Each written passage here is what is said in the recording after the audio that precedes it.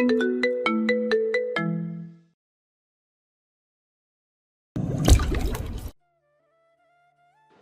Project জমা দিয়েছ?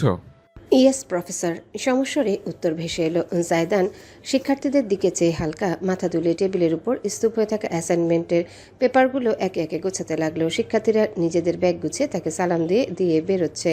টেবিলের সামনে এসে থামলো সিয়ার নিরুপমা। প্রফেসর, কিছু বলবে? কোনো প্রবলেম পেয়েছো আজকের লেসনে? মাথা নাড়ল নিরুপমা। খানিক ইতস্তত করে শেষমেশ জিজ্ঞাসা করলো, আপনি ঠিক আছেন? আপনাকে খানিক অসুস্থ দেখাচ্ছে। জায়দান থামলো। চশমার আড়ালে বাদামি চোখ জোড়া মেলে দেখলো মেয়েটি চেয়ে আছে তার হাতের ব্যান্ডেজের দিকে। প্রথমটায় জবাব দিতে ইচ্ছে হলো না, তবে পরবর্তীতে কি মনে করে সে জানালো, তেমন কিছু নয়, ছোট্ট একটা accident. I am fine, thanks for asking. Professor, আমি সাহায্য করি? একজন ছেলে এগিয়ে এলো, স্তূপ করে রাখা অ্যাসাইনমেন্ট পেপারগুলোর দিকে ইঙ্গিত করলো, যা পরিষ্কারভাবে জায়দানের একার পক্ষে বহন করা সম্ভব না। নিঃশব্দে সম্মতি জানালো সে। ছেলেটি এবং নিরুপমা দুজনে মিলে অ্যাসাইনমেন্ট পেপারগুলো ভাগাভাগি করে নিয়ে জায়দানের পিছন পিছন এগুলো। অফিসে সবকিছু পৌঁছে দিয়ে দুজন বিদায় নিতে জায়দান নিজের চেয়ারে বসলো। মোবাইল ফোন বের করে সেলফি ক্যামেরা নিজের চেহারা দেখলো। খানিকটা ফ্যাকাশে দেখাচ্ছে। কোনো প্রকার পরিবর্তন এলো না অভিব্যক্তিতে তার। ফোন বন্ধ করে নিজের পকেটে ঢুকিয়ে চেয়ারে হেলান দিল সে। মাথায় হাতের উল্টো পিঠ ঠেকিয়ে বেশ খানিকক্ষণ চুপটি করে চোখ বুজে বসে রইল। ভার্সিটির সকল লেকচার এবং রিসার্চ ওয়ার্ক শেষে জায়দান যখন বেরোলো তখন বিকেল। সাধারণত রাত হয়ে গেলেও আজ সে খানিকটা তাড়াতাড়ি সব কাজ শেষ করেছে। নিজের বাইকে চেপে বসে চাবি ঘুরিয়ে ইঞ্জিন চালু করলো। অতঃপর বাইক ছুটিয়ে চলল রাজধানীর সড়কপথ ধরে। একটি সুপার শপ আউটলেটের সামনে থেমে বেশ কিছু দৈনন্দিন ব্যবহার্য জিনিসপত্রের বাজার করলো। অতঃপর আবারও ফিরে এলো বাইকে। হেলমেট মাথায় চড়িয়ে এগিয়ে চলল নিজের গন্তব্যের উদ্দেশ্যে। জায়দানের গন্তব্যের সমাপ্তি ঘটল আগারগাঁওয়ের নিকটবর্তী এক আবাসিক এলাকায়। 10 তলা 12 তলা 15 তলা অবধি বিল্ডিংয়ে বোঝায় চারিপাশ। প্রশস্ত গলির ভেতর দিয়ে একটা 10 তলা ভবনের সামনে এসে থামলো জায়দানের বাইক। ইঞ্জিন বন্ধ করে হেলমেট খুলে ধীরে সুস্থে এসে নামলো। ফর্মাল প্যান্টের পকেটে দুহাত গুজে একবার চারিপাশে পরখ করলো। অতঃপর কিনে আনা জিনিসগুলোর প্যাকেট হাতে নিয়ে গেটের ভেতরে এগুলো। আসসালামু আলাইকুম সাহেব। ওয়ালাইকুম আসসালাম। দারোয়ানের সালামের জবাব দিয়ে এলিভেটরের দিকে এগুলো জায়দান। ভেতরে ঢুকে 7 তলার বোতাম চাপলো। কিছুক্ষণের মধ্যেই পৌঁছে গেল ফ্ল্যাটে। ফ্ল্যাট 7C এর সামনে গিয়ে সে আলতো করে দরজায় নক করলো। মিনিট খানেকের মাথায় দরজা খুলে গেল। দেখা দিল এক রমণীর সতর্ক মুখ। জায়দানকে দেখে সতর্কতা শান্তিতে রূপ নিল। দরজা খুলে দিল সে। ভালো আছেন ভাইয়া? আসুন ভেতরে আসুন। আলহামদুলিল্লাহ, তোমার কি খবর মীরা? ভালো। ফ্ল্যাটের ভিতরে পা রাখলো জায়দান। মীরা দ্রুতই দরজা আটকে দিল। সামনের কফি টেবিলের উপর নিজের সঙ্গে আনা প্যাকেটগুলো জায়দান রেখে দিয়ে চেয়ারে বসলো। মীরা ভেতরের রুমে গায়েব হয়ে গেল। পরক্ষণে ফিরে এলো এক গ্লাস লেবু শরবত হাতে। নিন, চিনি দেয়নি। থ্যাঙ্কস। জায়দান গ্লাসটা গ্রহণ করে চুমুক দিল। মীরা বিপরীত দিকের চেয়ারে বসে টেবিলে ছড়িয়ে রাখা জিনিসগুলো দেখলো। ফলমূল, স্ন্যাক জাতীয় খাবার এবং প্রসাধনীর বেশ কিছু জিনিসপাতি। অন্য প্যাকেটে আছে প্যাকেটজাত শাকসবজি, চাল ডাল এবং অন্যান্য। বিব্রত বোধ করল মীরা। আপনি এত কিছু এনেছেন কেন? আমি মাত্র গতকালই অনেক কিছু বাজার করে এনেছি। ব্যাপার না, এখন না লাগলেও পরবর্তীতে লাগতে পারে। লাগলে আমি নিয়ে আসতে পারতাম। আমি জানি তুমি নিয়ে আসতে পারতে, কিন্তু আমি নিজে নিয়েছি খানিকটা স্বাচ্ছন্দ্য বোধ করছে। এটিকে কি অপরাধ ধরবে তুমি? মীরা দ্রুত মাথা নাড়ল। আরে না না ভাইয়া, কি সব বলছেন আপনি? আমি শুধু। নিজের কোলের দিকে তাকালো সে। ওড়নার খুঁট 2 আঙ্গুলে পেঁচিয়ে অস্ফুট স্বরে বলল, আপনি আমার জন্য অনেক করেছেন, নিজেকে আর ঋণী করতে চাইছি না। নিজের অতীতের দিনগুলোর কথা স্মরণ করল মীরার। সাবিনের কাছ থেকে দূরে সরে এসে প্রথমটায় উঠেছিল একটা প্রাইভেট লেডিস হোস্টেলে, কিন্তু হাতে তখন বিশেষ উপার্জনও ছিল না নিজের জমানো টাকাগুলো বাদে। অতঃপর সে গ্রামের বাড়িতে ফেরার সিদ্ধান্ত নেয়। বাবা মা হীন হয়ে চাচার বাড়িতে বেড়ে ওঠা স্থানটায় তার গ্রামের বাড়ি পৌঁছেও গিয়েছিল সে। গিয়ে মাত্র দেখে চাচাতো বোনের বিয়ের উদযাপনে ব্যস্ত পরিবার। মীরাকে কোনোদিনও সঠিকভাবে গ্রহণ করে নিতে শিখেনি কেউই, এবারেও নেয়নি। হুট করে ঢাকা থেকে গ্রামে চলে যাওয়ায় নানা প্রকার কথাবার্তা আরম্ভ হয়। শুধু ঘুরতে গিয়েছে এই বিষয়টা যেন কারোরই হজম হচ্ছিল না। উপরন্তু বিয়ে বাড়ি, নানান জায়গায় নানান রকম মানুষ। বলা বাহুল্য মাত্র 2 দিনের মাথায় মীরাকে বাড়ির বউ করার প্রস্তাব দেয় প্রতিবেশীদের একজন ছেলে। তার 35 বছর বয়সী প্রবাসী। আগের বউ ক্যান্সারে বাপের বাড়িতে ধুকে ধুকে মরেছে, 1 সপ্তাহ হয়নি। তাদের বউ চাই, সঙ্গে চাই ছেলে সন্তান জন্ম দেওয়ার একটা মেশিন। মীরার চাচি উঠে পড়ে লাগেন, এর চাইতে ভালো কোনো সম্বন্ধ নাকি মীরা পাবে না। শহরের বড় ভার্সিটিতে পড়ে কি ছিড়বে জীবনে? দিন শেষে রান্নাঘরের খুন্তি ঠেলতে হবে। এতিম মেয়েকে কেই বা ঘরে তুলবে? মীরার বুঝতে বাকি থাকেনি। এর জন্য চাচার পরিবারকে বেশ মোটা অঙ্কের উপহার প্রদানের ওয়াদা করা হয়েছিল। দণ্ড থাকেনি সেখানে। মীরা আর ব্যাগ নিয়ে বেরিয়ে এসেছে। ঢাকায় ফিরে যখন কি করবে না করবে দিশাহীন সে, তখনই হঠাৎ মনে পড়ে সেদিন হাসপাতালে দেয়া জায়দানের কার্ডের কথা। লোকটাকে বিশ্বাস করার কোনো কারণ তার কাছে ছিল না, অথচ তাকে অল্পখানিক যতটুকু দেখেছে তাতে ঠিক খেলাফেলা করতে পারছিল না। সাবিনের কাছে ফিরবে কিনা ভাবতে ভাবতে অবচেতন মনে সে শেষমেশ জায়দানের সঙ্গে যোগাযোগ করেই ফেলে। অতঃপর তার স্থান হয় এই নতুন ঠিকানায়। বিল্ডিংয়ের মালিক জায়দান আরিফিনের বন্ধু হয় খুব সম্ভবত। বাসা ভাড়া যা হওয়ার কথা তার চাইতে অনেক কমই নেওয়া হচ্ছে, উপরন্তু সর্বোচ্চ নিরাপত্তা ব্যবস্থা তো আছেই। মীরা তাই জায়দানের কাছে ভীষণ কৃতজ্ঞ। প্রতি সপ্তাহে একবার এই লোক তাকে দেখতে আসে। তাকে রীতিমতো অনুরোধই করেছে সে যেন সাবিনকে কখনো তার ঠিকানা না জানায়। যতদিন না মীরা নিজেকে পুনর্গঠন করতে পারছে ততদিন অতীত জীবনে ফেরার তাড়া নেই তার মাঝে। জায়দান লেবুর শরবত শেষ করে সোজা হয়ে বসলো। চশমা খুলে নিল, এক হাতে পকেট থেকে সিনথেটিক রুমাল বের করে লেন্স মুছতে মুছতে বলল, তুমি যদি ভেবে থাকো এসব কিছু আমার ঋণ কিংবা দান, তাহলে ভুল ভাবছ। চোখ তুলে জায়দানকে দেখলো মীরা। হাতের চশমা মোছা শেষ করে সেটি চোখে লাগিয়ে জানালো, মানুষ যখন কারো কাছ থেকে কিছু ফেরত দেওয়ার প্রতিজ্ঞায় গ্রহণ করে তাকে ঋণ বলে। আর কোনো মানুষ যখন অন্য কারো উপর দয়া করে বিনা ফেরতের আশায় কিছু প্রদান করে তাকে দান বলে। তুমি না আমার কাছে কিছু চেয়েছ, তুমি না আমার কাছে কিছু চেয়েছ, আমি না তোমার প্রতি দয়াবোধ করছি। আমি স্রেফ একজন মানুষ হিসেবে আমার কর্তব্য পালন করছি, আমার নিজের বিবেকের শান্তির জন্য। তাই ঋণ দানের কাতারে সেসব না ফেলাই উত্তম। নির্বাক মীরা চেয়ে রইল জায়দানের পানে। তার অন্তর জুড়ে অসামান্য এক শ্রদ্ধাবোধ জাগ্রত হলো। ওই বাদামি চোখ জোড়া তাকে সবসময় বিশেষ একজনের কথা মনে করিয়ে দেয়। বর্তমানে যার মুখটা মনে হলেও ঘৃণা এবং ব্যথায় অন্তর কুঁচকে আসে মীরার। সে আজ হতবাক হয়ে উপলব্ধি করলো এক উদরে জন্ম নেওয়া 2 সন্তানের মাঝে কতটা ভিন্নতা থাকতে পারে।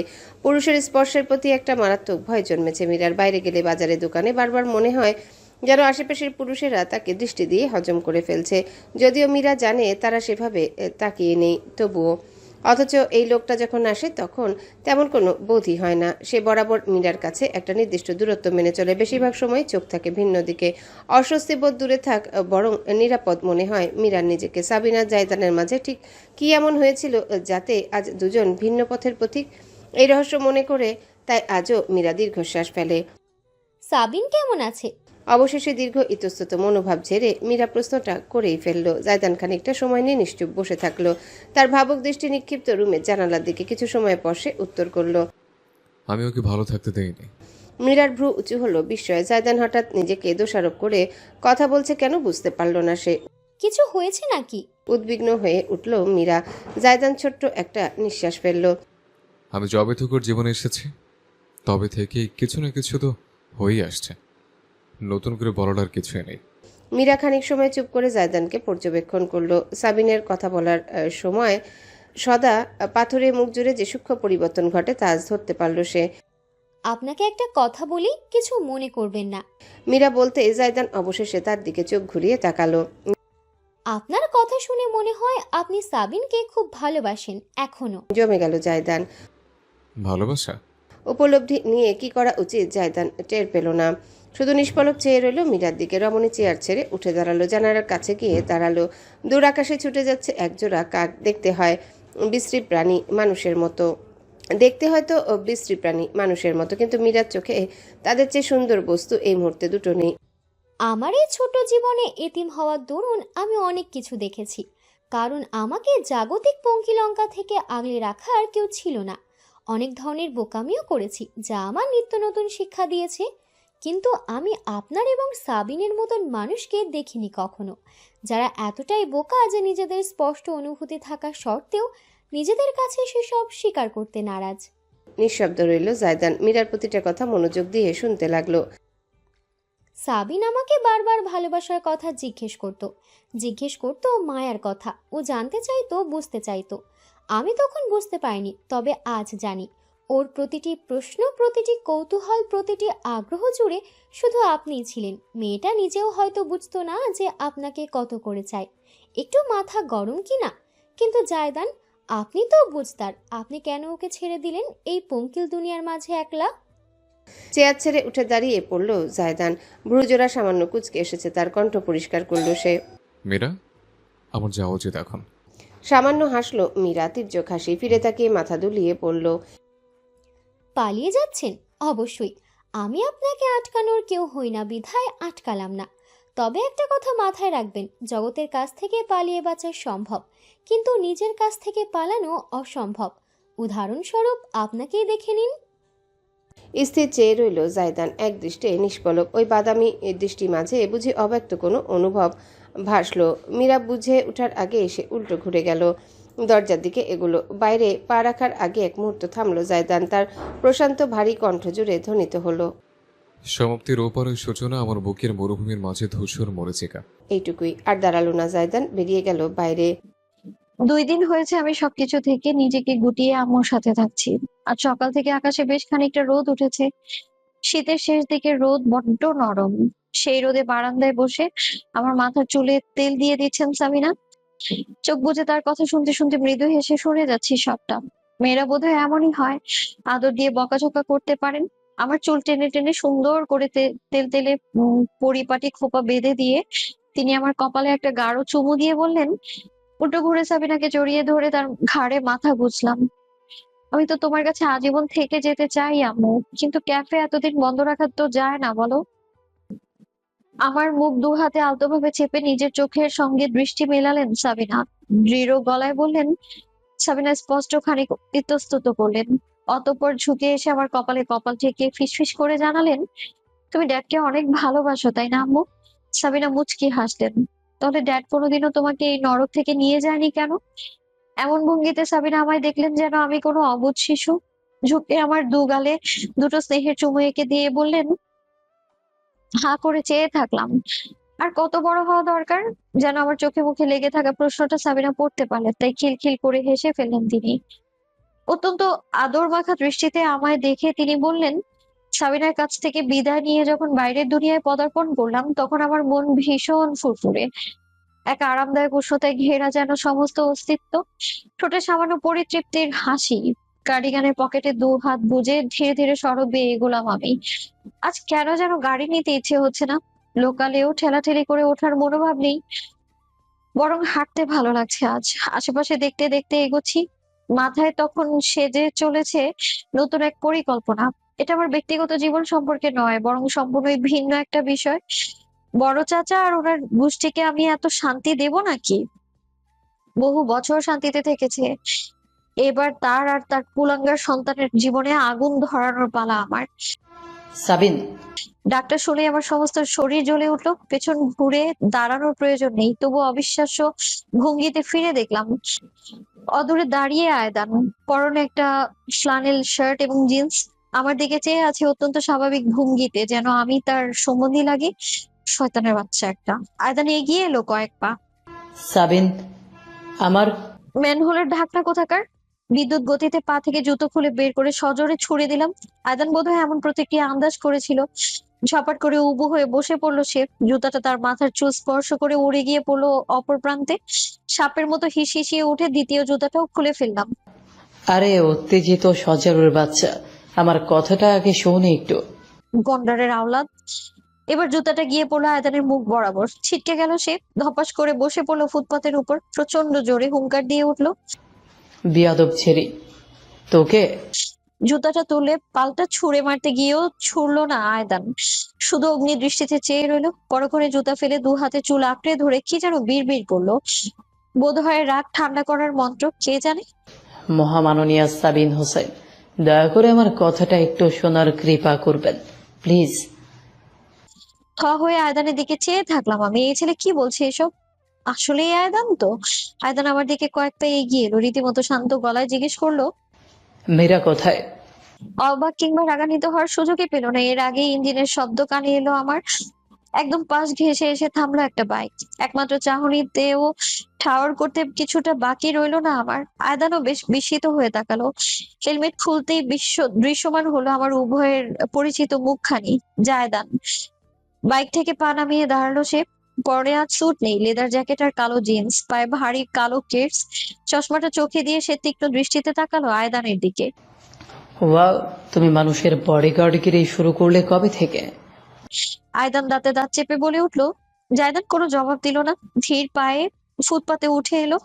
শীতল দৃষ্টি মেলে নিরীক্ষণ করলো সবকিছু। প্রথমে আয়দান, পরক্ষণে দেখলো আমায়। অতঃপর তার দৃষ্টি পড়লো আমার খালি পায়ের দিকে। জুতোর একটা অদূরে পড়ে আছে, আরেকটা আয়দান একটু আগে তুলে কোথায় যে ফেলেছে এখন চোখেই পড়ছে না।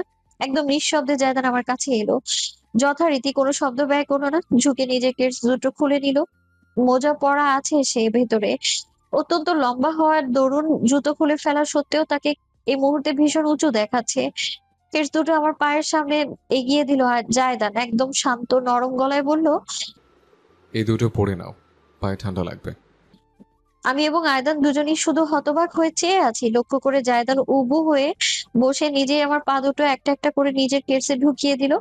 পায়ের সাইজ ভিন্ন হওয়ায় জুতো জোড়া আমার পায়ে ভীষণ বড় হলেও মুহূর্তে উষ্ণতায় মুড়িয়ে ফেললো। এতক্ষণ ফুটপাত বেয়ে যে ঠান্ডাটা শরীরে ঢুকছিল সেটা এখন আর লাগছে না। উঠে দাঁড়ালো জায়দান, ঘুরলো আয়দানের দিকে। জুতোর বাড়ি খাওয়ার পরেও শিক্ষা না হলে বলতে হচ্ছে আপনার পেটের চামড়া বড়ই মোটা, মিস্টার আয়দান আরিফিন। তোমরা দুই ভাই মিলে কি ইচ্ছাকৃতভাবে আমায় ফলো করছো? প্রশ্নটা নির্দিষ্ট কারো উদ্দেশ্যে করিনি আমি, তবে দুজনকে খানিক অস্বস্তি বোধ করতে দেখলাম স্পষ্টত। আয়দান কিভাবে আমায় খুঁজে পেলো তার চাইতেও বড় প্রশ্ন এখন, জায়দান এখানে কেন এলো? আমি এতটাই ঠুনকো যে যে কেউ আমাকে অনায়াসেই খুঁজে বের করে ফেলতে পারে? এই খোঁজার কারণটাই বা কি? পেছনে ঘুরে জায়দানকে দেখলাম, সে বরাবরের মতোই নির্বিকার চাহনিতে অদূরে দণ্ডায়মান ছোট ভাইকে দেখছে। শুধুমাত্র মোজা পরিধানে ফুটপাতে দাঁড়িয়ে আছে, তার কেডস জোড়া এখন আমার পায়ে। কেমন যেন অনুভূত হলো, দয়ার মতো। তবে আমি প্রতিক্রিয়া করতে পারলাম না। এর পূর্বেই আয়দানের দুর্বোধ্য এক বাক্য ভেসে এলো। আমি দুঃখিত। জায়দানের ভ্রু জোড়া বিস্ময়ে উঁচু হতে দেখলাম। চট করে ফিরে দেখলাম আমিও। মাথা নিচু করে 6 ফুটি দানব নিজের পায়ের দিকে চেয়ে আছে। সুদর্শন চেহারা খানি কেমন যেন মলিন। এতক্ষণে খেয়াল করলাম চোখের নিচে তার হালকা কালির রেখা। রাত বিরাতে ঘুমায় না নাকি? কিসের জন্য দুঃখিত আপনি, মিস্টার আয়দান আরিফিন? আমি প্রতিক্রিয়া করার আগে জায়দানের তরফ থেকে প্রশ্ন উচ্চারিত হলো। খানিকটা হকচকিয়ে গেলাম। ছোট ভাইকে হঠাৎ এত সম্মানসূচক দূরত্ববোধক সম্বোধনের অর্থ উদ্ঘাটন করতে পারলাম না। আয়দান বেশ অস্বস্তি নিয়ে শেষমেশ বলল। আমি আমার কৃতকর্মের জন্য লজ্জিত। আমার অমনটা করা উচিত হয়নি। কণ্ঠস্বর মোটামুটি স্বাভাবিক শোনালেও কথাগুলো উচ্চারণ করতে আয়দানকে ঠিক কতখানি জোর প্রদান করতে হচ্ছে তা তার মুখচ্ছবি দেখে স্পষ্ট বুঝতে পারছি। ভীষণ বিনোদিত হলাম আমি। হাসি পেয়ে গেল রীতিমতো। বুকে দুবাহু বেঁধে তার ছেলের দৃষ্টিতে তাকালাম ছোট আরিফিনের পানে। লজ্জিত? লজ্জা নামক ভূষণ তোর আছে, এটাই তো বিশ্বের নবম আশ্চর্য। ক্রোধান্বিত হলো আয়দান, দুহাত মুষ্টিবদ্ধ করে ফেললো। তবে বরাবরের মতো আমার উপর পাল্টা চিৎকার করলো না। বড় করে দম নিয়ে নিজের বুকের জ্বলা ক্রোধাগ্নি শান্ত করতে চাইলো। দেখ সাবিন, মানুষ যখন ভুল করে ক্ষমা চায় তখন তাকে একটু শোনার চেষ্টা করতে হয়। আর আমি তোর কাছে একটু অনুতপ্ত নই। আমি শুধু এটাই স্বীকার করতে চাইছি যে মীরার সঙ্গে যা করেছি তা উচিত হয়নি। তোর শাস্তি ওই মেয়েটার প্রাপ্য ছিল না। আর খানিক বিরতি দিয়ে আর চোখে জায়দানকে লক্ষ্য করলো আয়দান। আমি ভাইয়ার সঙ্গেও ঠিক করিনি। ওকে কষ্ট দেওয়া ঠিক হয়নি আমার। ভুল? ক্ষমা? সমস্ত শরীর বুঝি জ্বলে গেল আমার। ইচ্ছে হলো ঝাঁপিয়ে পড়ি ছেলেটার উপর, ছিন্ন ভিন্ন করে ফেলি তার শরীরটা। আগে হলে তাই করতাম, দ্বিতীয়বার চিন্তা করার প্রশ্ন উঠতো না। কিন্তু সাবিন যে একটু হলেও বদলেছে, সেই ইদানিং কিছু করার আগে একদণ্ড ভাবনা চিন্তার চেষ্টা করে। শরীরকে নিয়ন্ত্রণ করলেও কণ্ঠকে নিয়ন্ত্রণ রাখতে পারলাম না। কর্কশ কণ্ঠে গর্জে উঠলাম। একটা মেয়ের ইজ্জত নিয়ে ছিনিমিনি খেলাকে তুই ভুল বলিস? তিনটা মানুষের জীবন ধ্বংস করে দিয়ে ক্ষমা চাস? শালা খুন করে লাশকে বলিস সরি? হ্যাঁ? আয়দানের মাথা নিচু হয়ে এলেও কণ্ঠের তেজ কমলো না। আমি কিছু নিয়ে ছিনিমিনি খেলিনি। থেমে গেল আয়দান সহসা। দৃষ্টি লুকিয়ে শক্ত একটা ঢোক গলাধঃকরণ করলো। সরু চোখে তাকে দেখে গেলাম আমি। জায়দান সেই একই ভঙ্গিতে আমার পিছনে দাঁড়িয়ে নির্লিপ্ত। আয়দান খানিকটা সময় নিল, বেশ ইতস্তত করলো, শেষমেশ চুলে হাত চালিয়ে হতাশায় নিমজ্জিত কণ্ঠে জানালো, আমি সেদিন মীরাকে কিছুই করিনি। সেদিন রাতে বিছানায় এলিয়ে পড়ে আছে মীরা। চেতনা হারিয়েছে কিছুক্ষণ আগেই, সমস্ত শরীর স্থবির হয়ে আছে। আয়দান শ্বাস টেনে রমণীর লাস্যময়ী শরীর পর্যবেক্ষণ করলো। একেবারে কাদামাটির মতো নরম কোমল, যাকে এখন ইচ্ছে মতন আকৃতি দেওয়া সম্ভব। পরিকল্পনা এমনটাই। এই ননির পুতুলের সঙ্গে এখন আয়দান যেমন ইচ্ছা তেমন করতে পারে। সুপ্ত সকল চাহিদা, সকল বাসনা পূরণ করে নিতে মরিয়া সমগ্র অস্তিত্ব। জীবনে নারী সঙ্গ আয়দান বহু উপভোগ করেছে, বিশেষ করে বিদেশে যাওয়ার পর। পাশ্চাত্য জীবনাচরণে একেবারে মিলেমিশে যায় সে। কোনো বারণ ছিল না, বাধা ছিল না পরিবারের। পশ্চিমাদের নিকট এসব ছিল একদমই স্বাভাবিক, নিত্যদিনের কর্ম। আয়দানের নিকটও সবকিছুই স্বাভাবিক হয়ে ওঠে। কিছু মাসের মধ্যেই আপন দেশের সংস্কৃতি, শিক্ষা, ধর্মকর্ম, অনুশাসন তাকে ঢাকার আধুনিক ইংলিশ মিডিয়াম স্কুল কলেজে কোনোদিনও শিক্ষা দেওয়া হয়নি। পরিবারের বারণ তো ছিলই না। ছোটবেলা থেকেই সে যেটাকে সঠিক মনে করেছে, মায়ের কাছে সেটি সঠিক হয়ে উঠেছে। বাবা মাঝে মধ্যে বাদ সাধলেও ছেলে বিপদে পড়লে তাকে টেনে তুলতে ভুল করতেন না। বড় ভাই সে তো মায়ের শাসনে এর কথাই বলতে পারে না।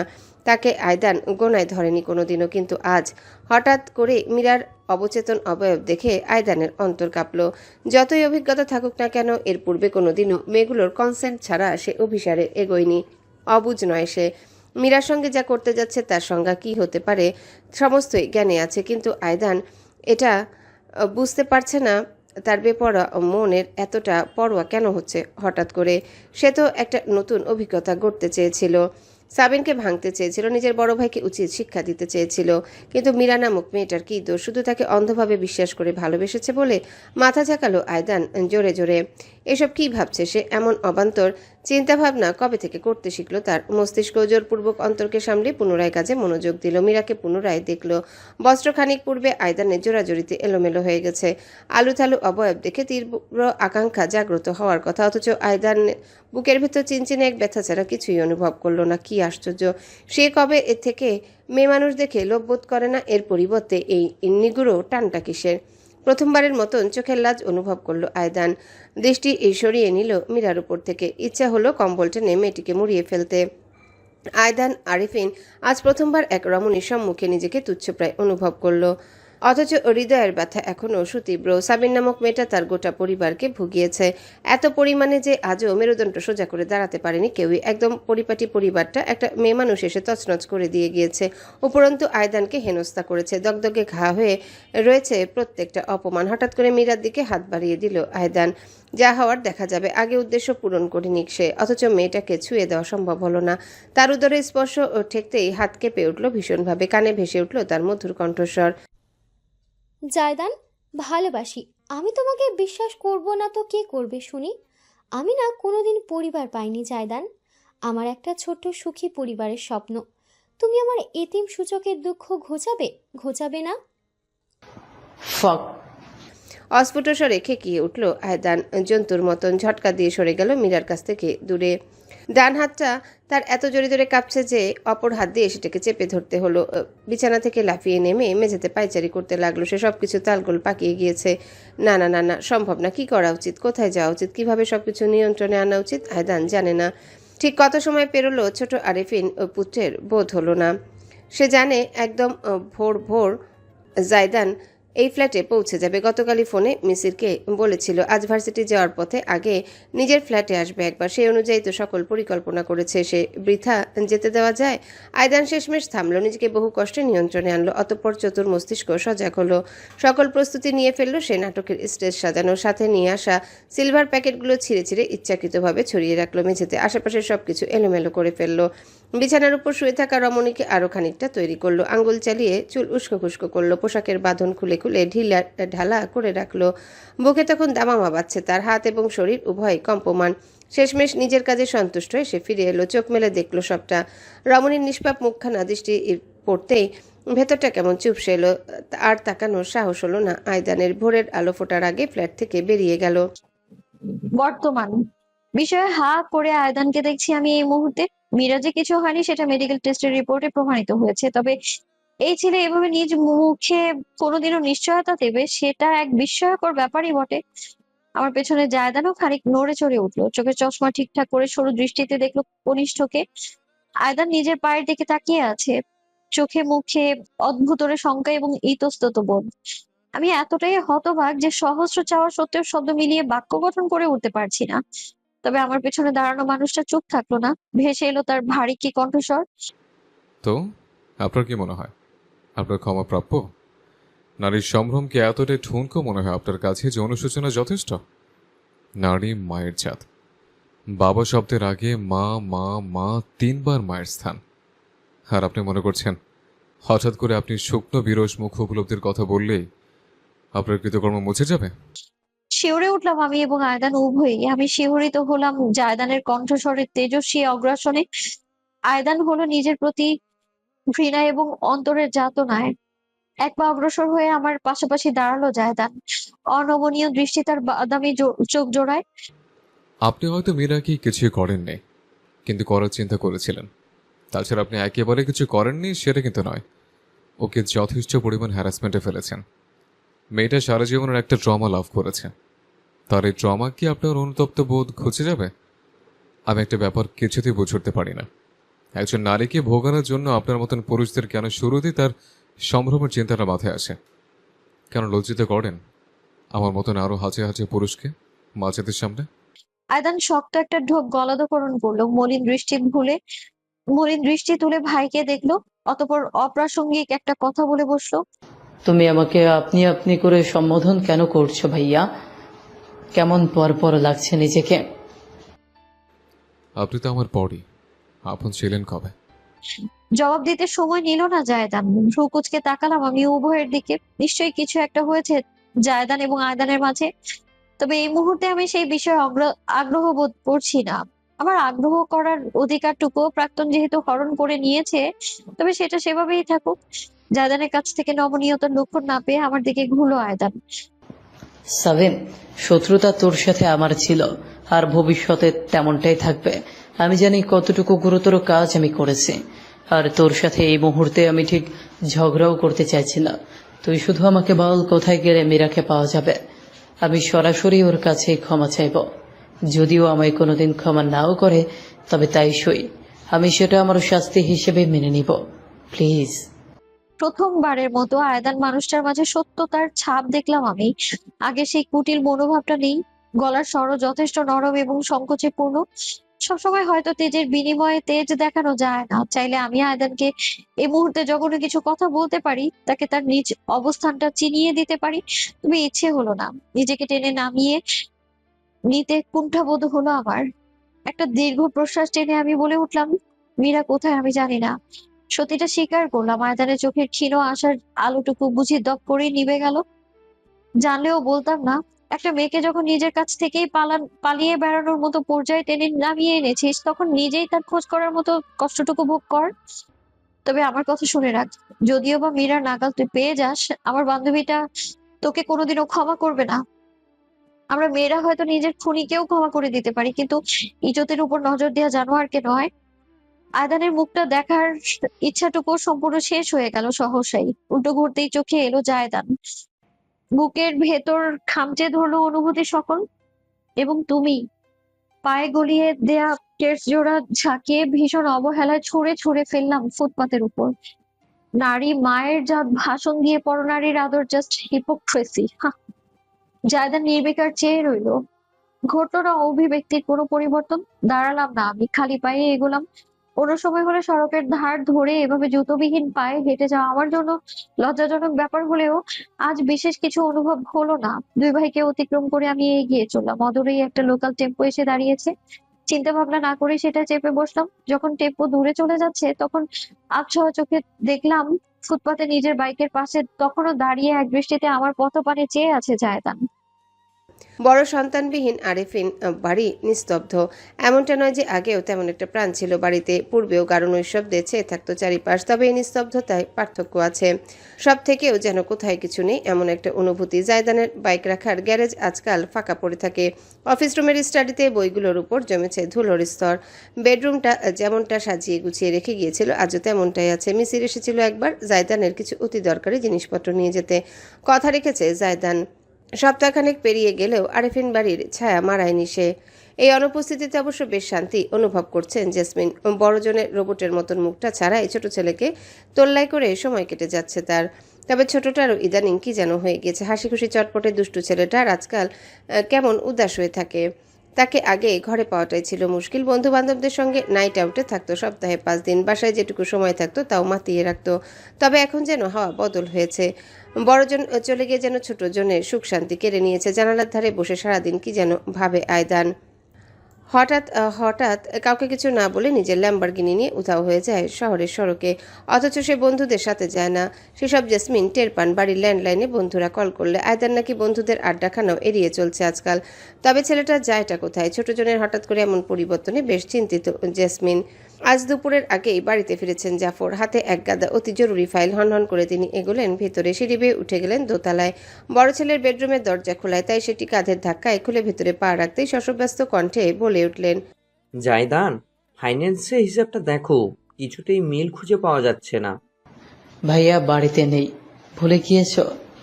বড়জনার বদলে ছোট ছেলের উপস্থিতি জাফরকে খানিকটা অবাক করলো। বিছানার এক কোণে চুপচাপ বসে আছে আয়দান, উদাস দৃষ্টিতে দেখছে পিতাকে।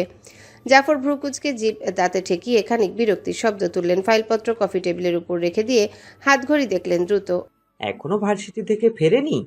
আয়দান স্থির চেয়ে দেখলো জন্মদাতাকে, পরক্ষণে গম্ভীর কণ্ঠে জানালো, আব্বু, ভাইয়া আর আমাদের সাথে থাকে না। দৃশ্যমানভাবে সামান্য কেঁপে উঠলেন জাফর। উপলব্ধির শিহরণ খেলে গেল তার শরীর জুড়ে। বড় ছেলে তার ঘর ছাড়া, বিষয়টা যেন বিষয়ের মতন যেমন করে মাথা থেকে বেরিয়ে গিয়েছিল তেমন মহা দুশ্চিন্তা হয়ে ফিরে এলো তার মন মস্তিষ্ক। জায়দান নেই, তবে জায়দানের কাজগুলো কে করবে? ছোট ছেলের দিকে চোখ ফেললেন জাফর, কিন্তু এই বেপরা মুখটা দেখে ভরসা নামক সবকিছুই উবে গেল তার অভ্যন্তর থেকে। অসম্ভব। মহা মুশকিলে পড়া গেলে তো। আপন মনে বিড়বিড় করে জাফর স্যুটের পকেট থেকে ফোন বের করলেন। তৎক্ষণাৎ ডায়াল করলেন জায়দানের নাম্বারে। আপনার ডায়ালকৃত নাম্বারটি এই মুহূর্তে ব্যস্ত আছে, যান্ত্রিক মেলি কণ্ঠস্বরটি বলে উঠতে ফোন কেটে গেল। ভীষণ রকমের বিরক্তি অনুভব করলেন জাফর। অসহায় দৃষ্টিতে ফাইলগুলোর দিকে তাকালেন। এগুলোর হিসাব আজ রাতের মধ্যে মিলিয়ে ফেলা জরুরি। আর সেই কাজ যে একমাত্র তার জিনিয়াস তকমা পাওয়া বড় ছেলের দ্বারাই এই সম্ভব, তাতে কোনো সন্দেহ নেই। কত শত এমার্জেন্সিতে প্রজেক্টে কোম্পানির কাজে জায়দান নীরবে তার পাশে ছিল বলেই দ্রুত সফলতা পাওয়া গিয়েছে, সেটা আজ তার অনুপস্থিতিতে টের পেলেন জাফর। এদিকে আজ রাতে বিশাল এক ডিলের মিটিং ছিল। জায়দান থাকবে মনে করে অজান্তে পরিকল্পনা সাজিয়ে ফেলেছিলেন জাফর।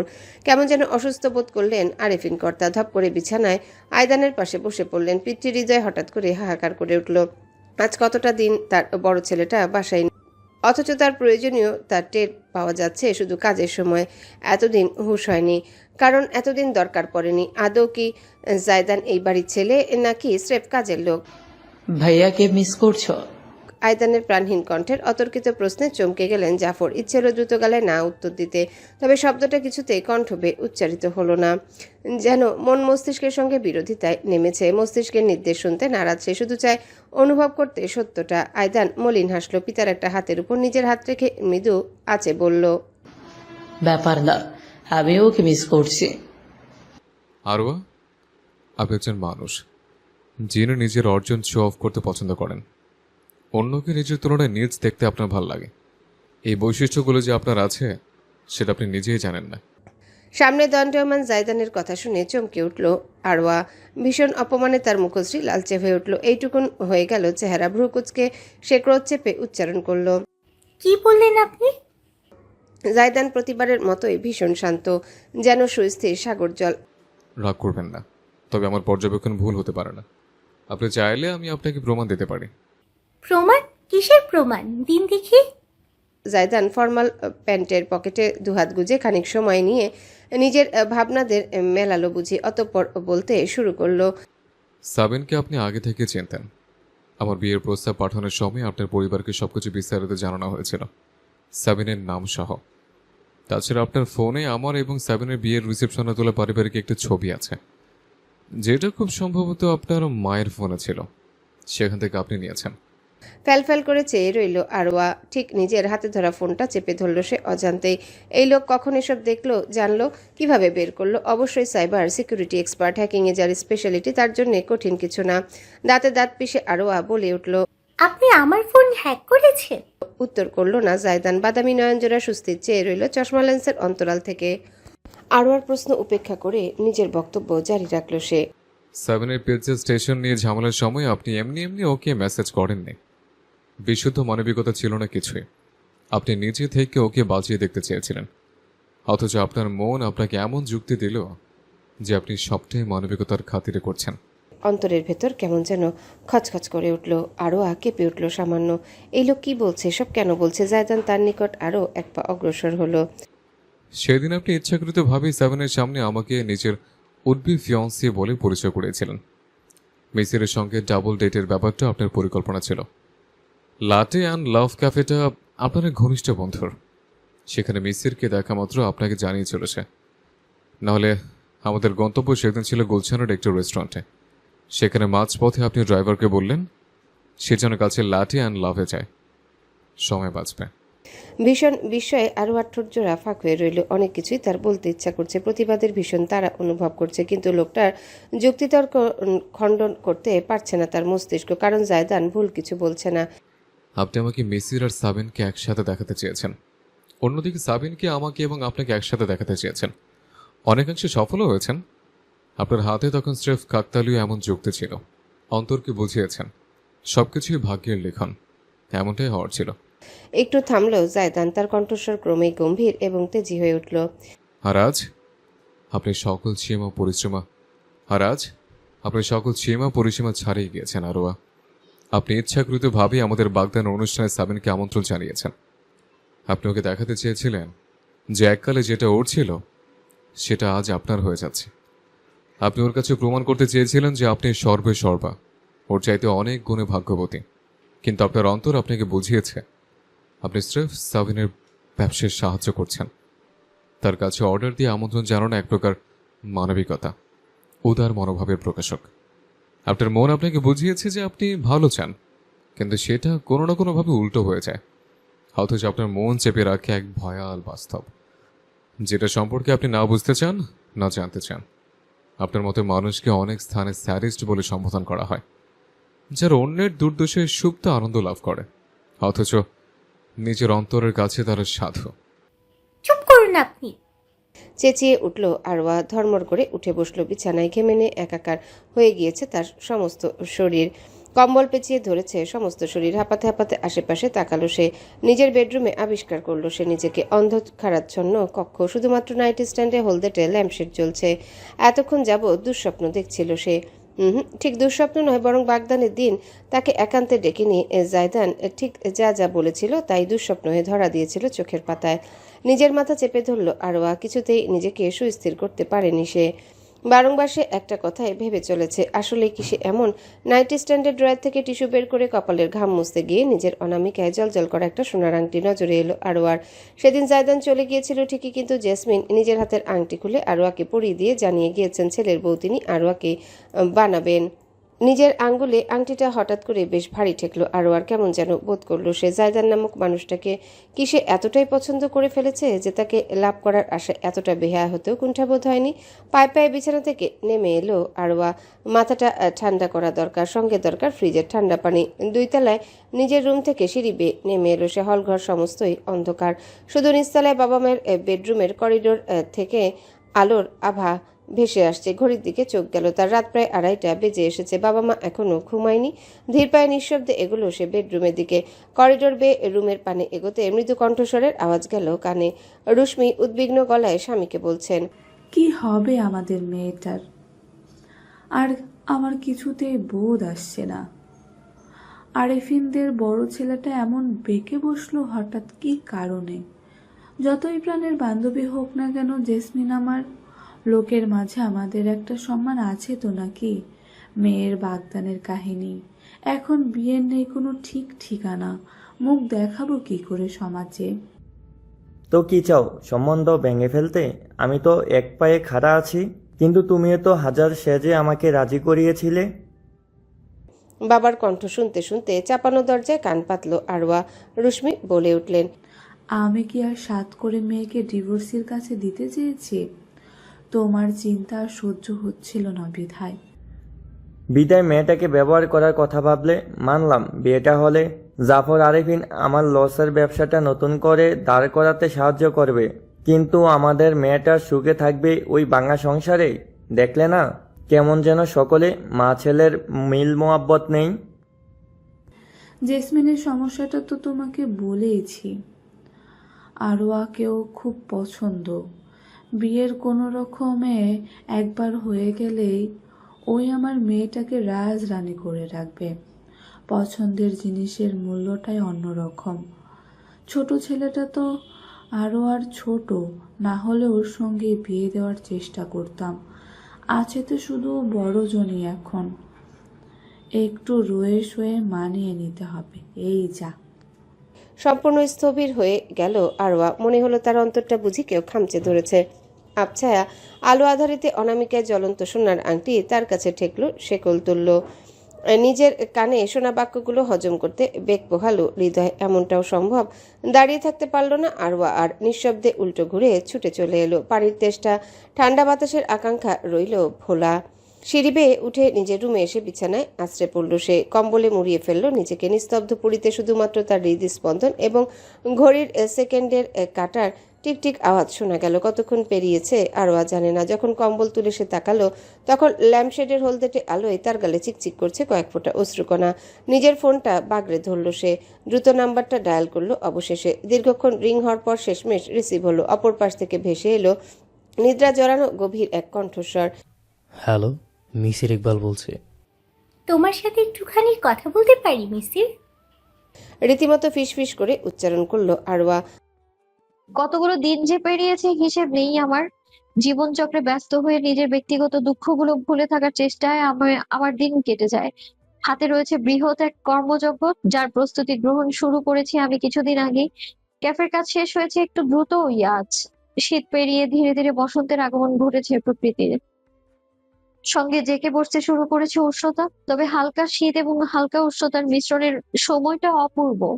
গাছে গাছে নতুন ফুল, পাতা, পাখিদের কিচিরমিচির, এক অনন্য দৃশ্য যেন। প্রকৃতির রুক্ষতা ঝেড়ে সেজে উঠতে শুরু করেছে আপন রঙে। ক্যাফের শাটার নামিয়ে পার্ট টাইম ছেলেগুলোকে বিদায় জানানোর পর বাসার পথে এগোলাম আমি। হাত ঘড়িতে সময় দেখলাম রাত বেশ গাঢ়ই হয়েছে। নিজের ফোনটা আনমনে ধরে এগোতে এগোতে ঘাঁটতে লাগলাম। আজ কেন যেন দ্রুত বাসায় ফিরতে ইচ্ছে হচ্ছে না। রাস্তায় হেঁটে পড়ে না হয় যাওয়া যাবে। ফোনের রেকর্ডিং অপশনে গিয়ে গুরুত্বপূর্ণ ফাইলটা চালু করলাম। সঙ্গে সঙ্গে ভেসে এলো ভয়ার্থ এবং শঙ্কিত কণ্ঠস্বরটি।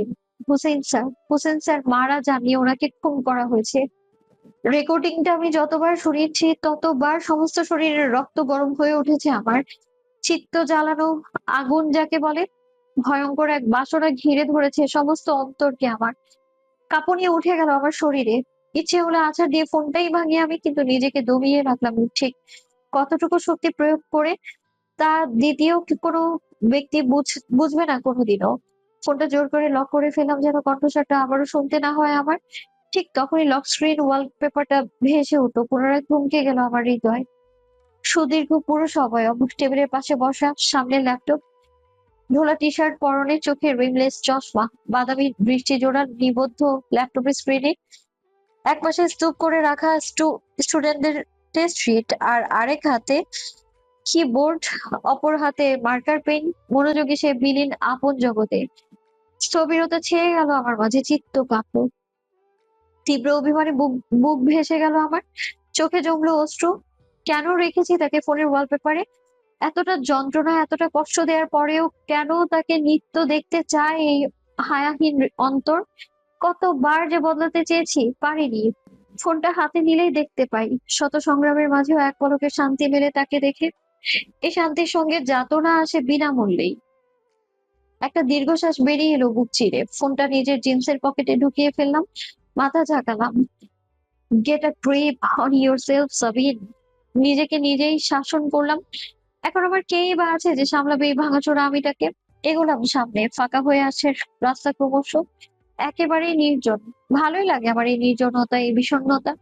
নতুন প্রকৃতির অমানিসা অনুভব করতে করতে যখন আমি এগোচ্ছি, তখন হঠাৎ করে বিপরীত প্রান্ত থেকে এগিয়ে আসতে দেখলাম একটা মাইক্রোবাস। বিশেষ অবাক হলাম না, সড়ক তো গাড়ি চলাচলের জন্যই। ফুটপাতে উঠে গেলাম আমি। স্ট্রিট লাইটের নিয়ন আলো বাদে আর কোনো আলোর উৎস নেই। চাঁদও আবৃত ঘন মেঘের অন্তরালে মাইক্রোবাসটা থেমে গেল আমার খানিক পেছনেই। যথারীতি আগ্রহ প্রকাশের কোনো কারণ নেই আমার। সম্মিলিত পদশব্দে এরপরই নিজের কাঁধে শক্তপোক্ত হাতের উপস্থিতি টের পেলাম। জমে গেলাম কিছু সময়ের জন্য, পরক্ষণেই তড়িৎ খেলে গেল বুঝি সমস্ত শরীরে। ঠেকিয়ে উঠতেই সমস্ত পরিকল্পনা বুঝে ফেললাম আমি। আমার নাকের কাছে ধেয়ে এলো একটা রুমাল। সহসাই নুয়ে পড়লাম, ঘুরে গিয়ে শক্ত সামর্থ্য একটা পুরুষের দুর্বলতম অঙ্গে লাথি হাঁকিয়ে দিলাম। কোকিয়ে উঠো সে, রুমাল পড়ে গেল মাটিতে। মাস্টার্ড! একজন দুজন নয়, চারজন পুরুষ দণ্ডায়মান আমার সম্মুখে, প্রত্যেকের পরনেই কালো পোশাক এবং মুখ ঢাকা মাস্কের আড়ালে। কলিজাটা বুঝি লাফিয়ে উঠলো, অথচ নিজেকে শঙ্কিত দেখলাম না। দুর্বলতা প্রদর্শনী সব শেষ জানি আমি। একটা মাইয়া মানুষ তুলতে পারিস না গর্দব? একজন চাপা কণ্ঠে বলে উঠলো, অতঃপর এগিয়ে এলো আমার দিকে। আমার নজর দ্রুত পড়লো এদিক সেদিক। ফোনটা পকেটে থেকে বের করে চেষ্টা করে লাভ নেই, এর আগেই ধরে ফেলবে। উল্টো ঘুরে দৌড় দিতে চাইলাম, কিন্তু আঁকড়ে ধরে ফেললো সে আমার খোপা বাঁধা চুলগুলো। খোপা খুলে ঘন লম্বা চুল বেরিয়ে আসতেই সেটা মুঠো পাকিয়ে ফেললো। ব্যথায় শিরশির করে উঠলাম আমি। হাতড়ে ফুটপাত থেকে ছোট্ট একটা ইটের টুকরো তুলে নিয়ে ছুড়ে দিলাম তীব্র আক্রোশে। একেবারে বুকে গিয়ে লাগলো তার। ব্যথার শব্দ তুলে সরে গেল সে মুহূর্তেই। ছাড়া পেয়েই তার স্বরে চেঁচিয়ে উঠলাম, help help, somebody help me please. তীক্ষ্ণ গলায় বেশিক্ষণ অবশ্য চিৎকার করতে পারলাম না আমি। দুজনে একসঙ্গে আমার চেপে ধরে ফেললো। অন্য একজন ততক্ষণে আরেকটা রুমাল তৈরি করে ফেলেছে, চেপে ধরলো সে, সেটা আমার মুখ বরাবর। ধস্তাধস্তি করতে লাগলাম। এত সহজে ছেড়ে দেবো নাকি আমি? আমার নখের আঁচড়ে কেটে গেল তাদের ত্বক। ঘুষি, লাথি, ঝটকায় বারংবার আঘাত হানলাম শক্তপোক্ত শরীর জুড়ে। তবে লোকগুলো অভিজ্ঞ, সন্দেহ নেই। তীব্র ঝটকা দিয়ে একজনের চোখ বরাবর ঢুকিয়ে দিলাম নিজের আঙুল। আহ! পুরুষালী কণ্ঠের তীক্ষ্ণ আর্তনাদ। চোখ চেপে ধরে মাটিতে লুটিয়ে পড়লো সে। রক্ত দেখলাম তার আঙুলের ফাঁকে স্পষ্ট। বেশ বিদঘুটে ভাষায় গালি দিয়ে আরেকজন চেপে ধরলো আমাকে। কিছু একটা দিয়ে আঘাত হানলো আমার মাথা বরাবর। চোখের সামনে পৃথিবীটা ঘুরে উঠলো, আমার টলে উঠলাম। ভারসাম্যহীন হয়ে গেল শরীর। দৃষ্টিশক্তি হয়ে পড়লো ঝাপসা। পুনরায় রুমাল চাপলো সে আমার মুখে। দুর্বল হয়ে যাচ্ছি ক্রমশ। শ্বাস না টেনেও থাকতে পারছি না। ফুসফুস ছটফট করছে অক্সিজেনের জন্য। তোদের আমি নিজ হাতে খুন করবো। কোনো মতে শুধু আপন মনে দাঁতে দাঁত পিষে বিড়বিড় করতে সক্ষম হলাম। আতঙ্ক, মারামারি আর ধস্তাধস্তির কারণে নিজের শরীর নিস্তেজ হয়ে যেতে লাগলো ক্রমশ। রুমাল চেপে ধরায় ক্লোরোফর্মের প্রভাব ছেয়ে গেল দেখে বরফ করে দিল আমার চিত্তকে। দুর্বল হতে লাগলাম যেন। অথচ অদ্ভুত হলেও সত্য যে আমার খুব বেশি আফসোস হলো না, কারণ এই সেভেজ সাবিন একেবারে বিনা প্রতিদ্বন্দ্বিতায় হেরে যায়নি। চেতনা সম্পূর্ণ লোপ পেল না আবার, অথচ শরীর একেবারে অকার্যকর হয়ে গেল। শিথিল হয়ে পড়তে মোটামুটি সুস্থ দুজন টেনে টুনে আমার মাইক্রোবাসের ভেতরে তুললো। তাদের গমগমে কণ্ঠস্বর কানে এলো আমার। বাপরে বাপ, মাইয়া মানুষ এত ডেঞ্জারাস হয়? শালি সকালে 10টা ডিম খায় মনে হয়। ডানের চোখটা গেছে রে। মনা তো শোনায় ঘা পাইছে, খাড়াইতে পারতেছে না। বেড়া ওর তাড়াতাড়ি গাড়িতে, হাসপাতালে নামাই দিমুনে। চোখের সামনে একটা পর্দা নেমে আসছে আমার। এলিয়ে পড়ে থাকলাম ব্যাক সিটে। অনুভব করলাম শক্ত করে আমার হাত পা দড়ি দিয়ে বাঁচছে এরা। ঠিক তখনই ভয়ানক এক চিৎকার ভেসে এলো, পুরুষালী তেজস্বী। এই এই কি করছিস শালা আমাদের বাচ্চারা? আবছা দৃষ্টিতে গাড়ির বাইরে একটা সুদীর্ঘ অবয়বকে তাদের উপর ঝাঁপিয়ে পড়তে দেখলাম আমি, জন্তুর মতো। ওইটুকুই আমার শেষ দর্শন হলো। অতঃপর ধপ করে নিভে গেল দৃষ্টি প্রদীপ আমার। ছুটছে মীরা, ভীষণ জোরে ছুটছে। জীবনে এতটা জোরে সে এর আগে কোনোদিনও দৌড়ায়নি। বুকে হাঁপ ধরে গিয়েছে। তীব্র যন্ত্রণায় ছটফট করছে অভ্যন্তর, যেন তার ভেতরে কেউ আগুন জ্বালিয়ে দিয়েছে। চুল খুলে এলোমেলো হয়ে গিয়েছে, ঘামে সিক্ত হয়েছে সমস্ত অবয়ব। পরনের সালোয়ার কামিজের ওড়না বাতাসে দুলছে, সামান্য একটুখানি আটকে আছে কাঁধের সাথে। কোনো খেয়াল নেই তার। ছুটতে ছুটতে সে বিল্ডিং এর ভিতরে এলিভেটরে ঢুকলো। একবারের বদলে 50 বার বোধহয় চাপলো বোতাম। এলিভেটরে পৌঁছাতে পৌঁছাতে বার কয়েক অজ্ঞান হয়ে পড়েই যেতে নিল বুঝি। তবুও সামলালো নিজেকে। দরজা খুলতে লাফিয়ে বেরিয়ে ছুটে গিয়ে একটানা চাপতে লাগলো কলিং বেল। মুখটা শুকিয়ে কাঠ হয়ে গিয়েছে তার, সমস্ত চেহারা ফ্যাকাশে। কিছু সেকেন্ডের মাঝে দরজা খুলে গেল।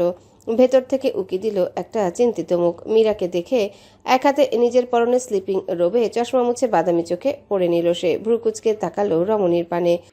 মীরা, এত রাতে তুমি এখানে? ভাইয়া, ভাঙা গলায় হাহাকার করে উঠল মীরা। এতক্ষণে জমে থাকা অশ্রুগুলো অবাধে ঝরঝর করে ঝরতে লাগলো। ভেতরে ঢুকলো না সে, ওভাবেই শশব্যস্ত এলোমেলো কণ্ঠে জানালো, জায়দান ভাইয়া, ওরা ওরা সাবিনকে কিডন্যাপ করে নিয়েছে। হতভম্ব জায়দান নিজের সদা সচল সদা শান্ত মস্তিষ্ককে সহসায় অচল হয়ে যেতে অনুভব করলো। সে মীরা আগে পিছে না ভেবে তার বাহু আঁকড়ে ধরে ভয়ানক আরেক তথ্য যুক্ত করলো। আয়দান কেউ? Police station. নেওয়াজের সামনে বসে আছে, নিজের জবানবন্দি দিচ্ছে মীরা। কিভাবে কি হয়েছে সবকিছুর পুঙ্খানুপুঙ্খ বিবরণ সে জানাচ্ছে, খামতি নেই কোনো তথ্যে। সাবিন মীরার জীবনে এক অবিচ্ছেদ্য অংশ, যার থেকে দূরে থাকলেও তাকে ভুলে থাকা অসম্ভব। নিজেকে গুটিয়ে নিয়েছিল মীরা সবকিছু থেকে, কারণ সে নিজেকে গুছিয়ে নিতে চাইছিল। দুর্বল নয়, শক্তিশালী হয়ে ফিরে আসতে চেয়েছিল সে সাবিনের দুয়ারে। নিজের জীবনের একমাত্র কাছের মানুষটির কাছ থেকে সে দূরে গিয়েছিল নিজেদের মাঝে মতভেদের কারণে। অস্বীকার করার উপায় নেই সাবিন তাকে দোষারোপ করায় মীরা ভীষণ মনোকষ্ট পেয়েছিল। যদিও মীরা অবগত দোষটা আসলে তার নিজের ছিল। বোধবুদ্ধি খেয়ে সে এক তরুণকে বিশ্বাস করে ফেলেছিল। এতটাই অন্ধ বিশ্বাস যে নিজের প্রাণের বান্ধবীকেও তার সম্পর্কে একা না সত্য কোনোদিনও বলেনি। সাবিনের রাগ জায়েজ ছিল, কিন্তু ওই মুহূর্তে অমন ভগ্ন অবস্থায় সামান্য দোষারোপটুকু মীরার গায়ে ছিটেছে বিষের মতন। সে উপলব্ধি করে সাবিনের কাছাকাছি থাকলে তাদের মাঝে দ্বন্দ্ব অনিবার্য। জীবনের সব থেকে আস্থাভাজন বোনের মতন মেয়েটাকে মীরা হারাতে চায়নি, তাই নিজেকে দূরে সরিয়ে নিয়েছে। দূরত্ব নাকি ভালোবাসা বাড়ায়। যদি তাই হয় তবে সে আবারও একদিন সাবিনের কাছে গিয়ে দাঁড়াবে, এক নতুন শক্তিশালী প্রতিষ্ঠিত এবং আত্মবিশ্বাসী মীরা হয়ে। এই কারণে সব হারিয়ে নিঃস্ব হয়ে ঢাকায় ফেরার পরেও সে সাবিনের সঙ্গে যোগাযোগ না করে জায়দানের কাছে সাহায্য চেয়েছে। যদি সাবিনের কাছে ওই দিন সে ফিরে যেত তবে এই দূরত্বের কোনো অর্থ থাকতো না। জায়দান আয়দানের বড় ভাই সাবিনের প্রাক্তন স্বামী। এত ভয়ঙ্কর পরিচিতি মীরার কার্যকলাপের প্রতি যথেষ্ট সন্দেহের কারণ হতে পারত, কিন্তু মীরা কোনো কিছু জাগতিক অসামাজিকতা দিয়ে চিন্তা করেনি। হয়তো তার চিন্তাধারা অন্যান্য মানুষের কাছে কটু কিংবা ভুল হতে পারে, তবে নিজের অন্তরের কাছে যে শুদ্ধ তাকে রোখে সাধ্যকার। জায়দানকে যে মীরা ঠিক বিশ্বাস করে তা নয়, তবে সাবিনের যে টান, যে মায়া সে মানুষটার প্রতি দেখেছে তাতে তার খানিকটা হলেও আস্থা তৈরি হয়েছে।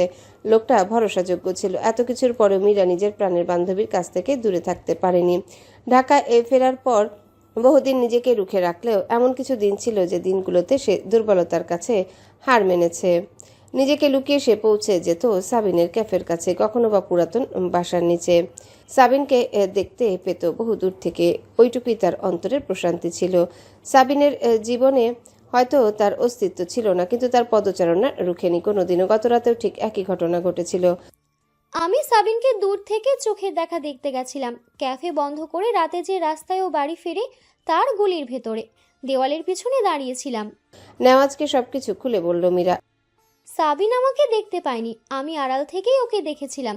ফুটপাত দিয়ে যাচ্ছিল, হঠাৎ করে একটা মাইক্রোবাস এসে থামলো। তারপরে শুরু হলো ধস্তাধস্তি। আপনি আপনার বান্ধবীকে বাঁচানোর চেষ্টা করেননি? নেওয়াজের প্রশ্নে দীর্ঘশ্বাস ফেলে মাথা নাড়ালো মীরা। ওরা 4 জন ছিল, যথেষ্ট স্কিল্ড, প্রফেশনাল বলেই মনে হয়েছিল। আমি মেয়ে মানুষ, সাবিনের মতো অতটা শক্তি আমার ছিল না। আমি আন্দাজ করতে পারছিলাম আমি হস্তক্ষেপ করলে আমাকেও তারা ধরাশায়ী করতে সময় নেবে না। সেক্ষেত্রে এই খবরটা আমি বাইরের কাউকে আর জানানোর সুযোগ পাবো না। Quick thinking, good. গাড়ির নাম্বার 2কে নিয়েছিলাম। ইমার্জেন্সি নাম্বারে ডায়াল করব, ঠিক তখনই কোত্থেকে একটা চিৎকার ভেসে এলো। দেখলাম সড়কের অপর প্রান্ত থেকে ছুটে আসছে আয়দান। কোনো চিন্তা না করে ছেলেটা তাদের ওপর ঝাঁপিয়ে পড়লো। ততক্ষণে প্রস্তুত হয়ে গিয়েছে তারা। একজন ভারী একটা ইট দিয়ে ওর মাথায় আঘাত করলো। এরপর আয়দানকেও গাড়ির ভেতরে তুললো। আমি আর দেখার সুযোগ পাইনি। গাড়িটা চলে গেল। পিছু যে নেব এমন পরিস্থিতিও ছিল না, কারণ সড়ক একদম ফাঁকা ছিল। এইটুকু বলে মীরা সামান্য ফুপিয়ে উঠল। দ্রুত নিজের ওড়না চেপে ধরে চোখ এবং নাক মুছে নিল। তার ব্যাখ্যা সমাপ্ত হয়েছে বুঝলো নেওয়াজ। অতঃপর খানিকটা নরম গলায় সাহস দিয়ে বলল, আপনি দুর্দান্ত একটা কাজ করেছেন। আয়দানের মতো ভুলটা আপনি করেননি। দ্রুত চিন্তা করে গাড়ির নাম্বার অবধি টুকু এনেছেন, আমাদের অনেক সাহায্য হবে। থ্যাঙ্কস। নেওয়াজের সঙ্গে কথা বলে যখন মীরা বেরোলো তখন থানার অফিসের রুমের সামনে ওয়েটিং লাউঞ্জে একদম পাথরের মতন চুপচাপ বসে থাকতে দেখলো সে জায়দানকে। লোকটার বয়স যেন কয়েক ঘন্টায় কয়েক বছর বৃদ্ধি পেয়েছে। মুখটা কেমন পানসে হয়ে শুকিয়ে উঠেছে। ঠোঁটজোড়া রুক্ষ, যেন ফাটা চৌচির মরুভূমি। নিষ্প্রাণ বাদামি চোখ জোড়া চশমার লেন্সের আড়ালে সকল দ্যুতি হারিয়ে নিষ্প্রভ হয়ে রয়েছে। শুধুমাত্রই একটা টি শার্ট আর ফর্মাল প্যান্ট পরনে। দুহাত হাতে আঁকড়ে ধরে রেখেছে সে নিজের ফোনখানি। জায়দানকে সে আর কি বলবে?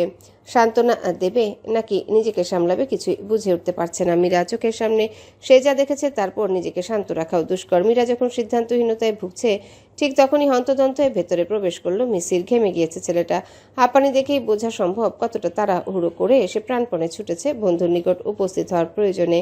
ধপাস করে জায়দানের সামনে হাঁটু গেড়ে বসে পড়ল মিসির, ঝাঁকালো রোবটের মতন বসে থাকা বন্ধুকে।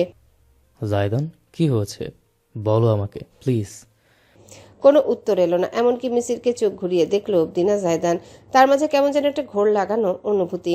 নিজের ভিন্ন জগতেই আছে প্রফেসর সাহেব। উপলব্ধি করে মিসির সরে এলো, তাকালো মীরার দিকে।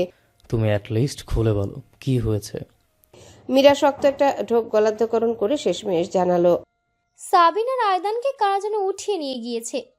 কয়েক মুহূর্ত নিস্তব্ধতা বিরাজমান রইল সমস্ত স্থান জুড়ে। নির্বাক মিসির একদৃষ্টে চেয়ে রইল মীরার দিকে। অতঃপর মিনমিন করে উঠল, ইন্না লিল্লাহি ওয়া ইন্না ইলাইহি রাজিউন।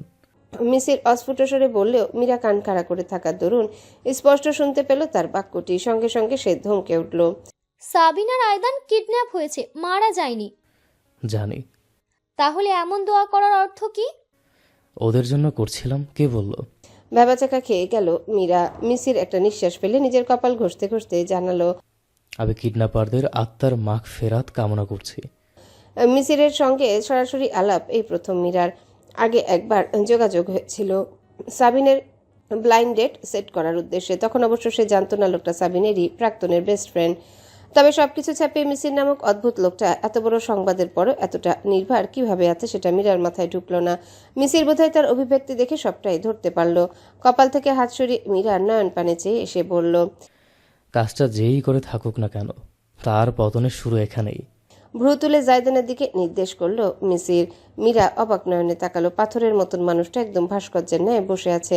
মীরা তাকে খবরটা জানানোর পর থেকে এসে কিছুই বলেনি। আর সোজা পুলিশ স্টেশনে এসেছে তারা। মীরাই নেওয়াজের সঙ্গে সকল কথাবার্তা সেরেছে। জায়দান শুধু এক কোনায় নিজের ফোন নিয়ে বসেছিল। এখন ওই একই রকম ভাবে আছে। অন্যান্য স্বজনের মতন তার নেই কোনো আহাজারি, অতিরিক্ত ভয় কিংবা আশঙ্কার বহিঃপ্রকাশ। একটা সময়ে মীরা সত্যি দ্বিধায় পড়ে গিয়েছিল। লোকটার আসলে সাবিনের প্রতি কোনো অনুভূতি আছে কি? মীরা নিজের ভাবনায় ডুবে থাকতে পারল না। জায়দানের অবয়ব ভাসল তার নয়নপটে। মিসিরের সুগভীর এক বাক্য ভেসে এলো তার কানে, পুলিশের আগে জায়দান সাবিনের খোঁজ বের করে ফেলবে। আমার কথা মিলিয়ে নিও মীরা। কিছুদিন পূর্বে আরেফিন বাড়ি।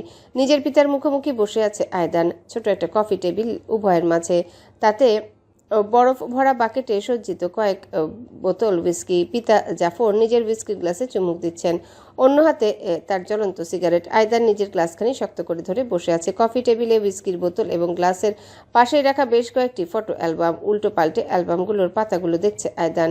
সমস্ত অ্যালবামের 90% জুড়ে শুধু তার ছোটবেলার ছবি।